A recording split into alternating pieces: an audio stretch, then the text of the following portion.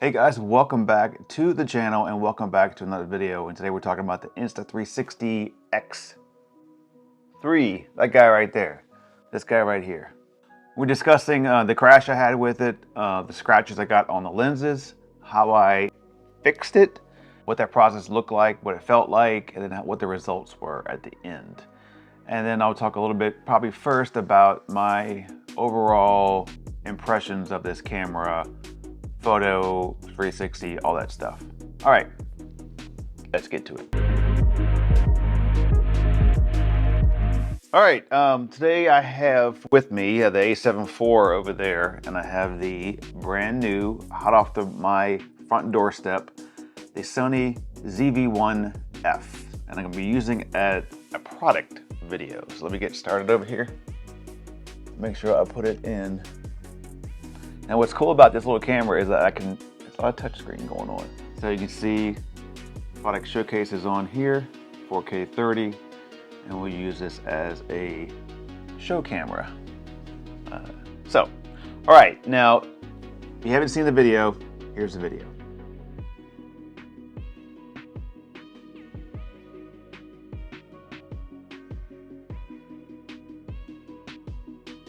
Couple things I messed up on, and one thing maybe it'll save you. These selfie sticks that they either come with, or you buy in a bundle, or you buy extra. They're about 20 bucks, I think, if you buy them. They're good for what they are, but they're more delicate than I thought they were. I had them in the pool. That was a mistake. Don't get these things wet. First off, if you want to know whether the selfie stick works in the pool, does it make it disappear? It does, but there's a big but. The stitch line on here is all messed up in the water, so you really can't see it anyway. So it kind of blocks you out, it blocks everything out. I did a couple of videos, I think I still have them, but I'll show you that. So selfie stick in the pool, don't use this one, and if you use a different kind, it'll probably show up. It's not a big deal, but don't expect to be like swimming along like this and then the selfie stick is gone and it looks like someone's filming you scuba diving or whatever. Now, I'll try more of that in the next month when I go scuba diving, but don't get it wet. Also, what happens, I think that's why I kind of broke. Well, I was doing one of these, right? And I guess the little hinges on here that keep the things together are not very strong, so it broke off and flew off. And I also got another stick wet testing out in the water, and I pulled it open. This whole bottom piece right here, where'd you go? Right here, came undone completely. See some glue right there? I re-glued it right there. So this bottom piece came off completely, so the water kind of deteriorated the glue that was already in here, and it came off. In other words, don't get this thing wet. Don't take it in the ocean. Don't take it by the pool. Get another stick for that, and leave this one for dry land. Okay, that was a hard lesson to learn. Yeah, let's get into the fix. You want to know that, how I fixed it, and then we'll get what it looks like. All right, let me show you some videos here of how I started the process. After searching YouTube, I came across a couple of videos on how folks had fixed their lenses by taking some type of diamond grit, using a wool-based material on a dwindle, is what you call it? Interrupt this video real quick. It's called a Dremel rotary tool. That's the right word for it. And also, I want to apologize for the milk that is down in the corner on my table. I didn't realize till I finished the video that my milk was still on the table. But maybe it's a commercial, drink your milk. As you see when I start here, I started on the corner edge of the lens. I thought that if I get right there, let's test that first right in the corner. If it's horrible, I'll just stop and not proceed. But one bit of advice, if you do this, you are all in or you're all out. Because once you start, it takes away that coating on the lens. And if you don't do the rest of it, you'll have half coating, half not coating, and maybe give you a rainbow effect in your image, and you don't want that. So once I started, I had it all nice and taped up. I looked at it, I'm like, all right, I can obviously now where the coating is gone, I need to do the rest of it. I just gotta be all in. At this point, I'm thinking, all right, If I'm gonna go pay to get the lenses refixed or redone by Insta, it's like what, $178 to get it done, roughly around there. Then I'm gonna go ahead and try to fix it myself, see what it looks like. Maybe it'll work out, maybe it won't work out, but I'll give it a shot. So that was the whole mindset. All right, so once I started, I did that whole complete lens and sat there. It takes a little while, it's not too long, but I went ahead and buffed and buffed and buffed and buffed, wiped it clean, add a little more grit. And then I decided to go ahead and do the front because there was a scratch that I didn't really realize right away on the front of the lens on the opposite side, of course. So I went ahead and started that side. So I was all in on that one and got it all down. So final results, I'm not sure what exactly is the difference in the look when it comes to the coating on the lens. Was it just a protective coating to keep it from getting less scratched? Or was it like a UV coating that you'll see like in the water environment? I haven't been around a lot of water and sun to kind of see that difference. So it does look different though. If you sat down both of these cameras next to each other, one that's never been touched and one that's been the coating taken off, it's instant. You can see like, oh, that's completely different looking. Let me show you what it looks like. So if you can see the focus here, yeah. So it is pretty much like almost clear looking, where when you have the coating on, it kind of gives it almost like an indie filter look to it, kind of like a little sunglass look. And I've taken that part off. But it did take out the scratches, but the coating's going. So that's something I have to live with. And I know now I like to buy and sell my cameras. This one will never be sold. I figure I'm gonna lose this camera one day anyway, out along the boat, putting it out here, trying to get a shot, and something's gonna happen and it's gonna go.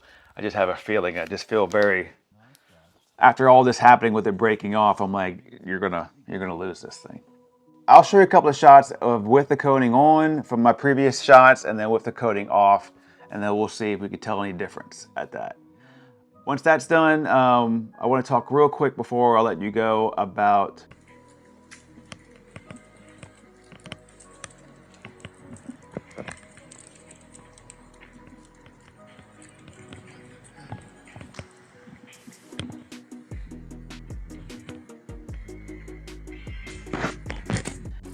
all right, this is the one that has no coating on it anymore.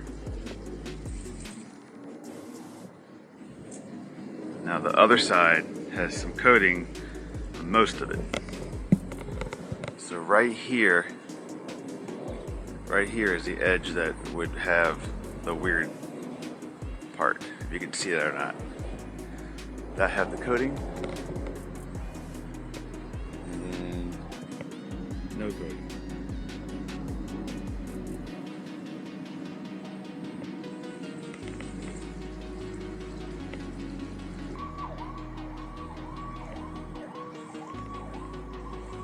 This is the back lens. This is the one that had the scratch on this side over here. And front lens. Sun's coming out now. Tell you the obvious. I can't see any scratches anymore. The lens looks actually pretty, but what did I lose with the coating? This is the one that had the scratches in the front part of, I don't see them anymore, but. And that is photos. I know it's got a lot of megapixels, 72 megabytes for 360 shot. Maybe if you're into 360 imaging, then you're happy, but I'm using it for 32 megabytes. So basically half, right? We cut it in half. We'd just use one lens. It would be basically the same thing if I used it for 360. It's just cutting using one lens only, right? So I did some photographs of my house, bright sunshine, beautiful day, all that stuff. And they're just not good. I mean, they're just really grainy when you try to zoom in at all.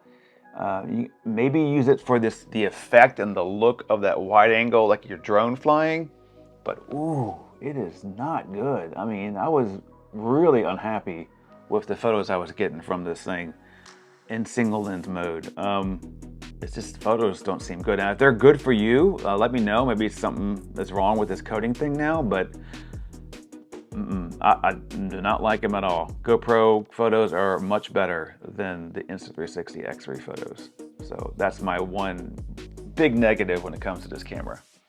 Other than that, is again, a very fun camera to use. I have no regrets buying it. I will see more use out of it later on when we go do a little more traveling. That's when you really kind of get a good grasp of what it can do. I am very curious more to use the 8K time lapse. I think that's going to be really cool to get a nice moving time lapse, very easy. I love getting time lapses on cruise boats like with my GoPro, but this will be even better with a 8K moving time lapse as you can redo stuff later on in post.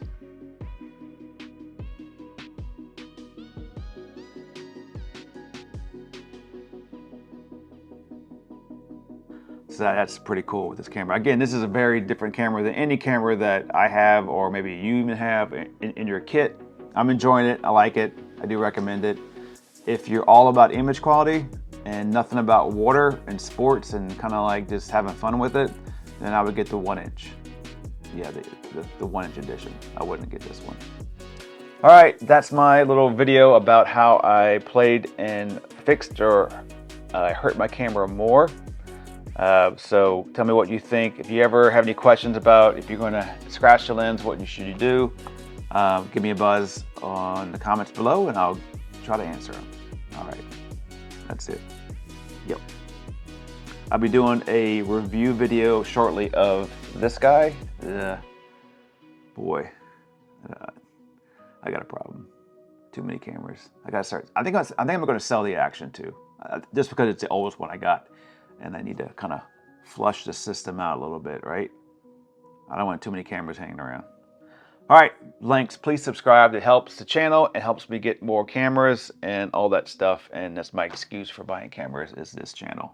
That's my excuse.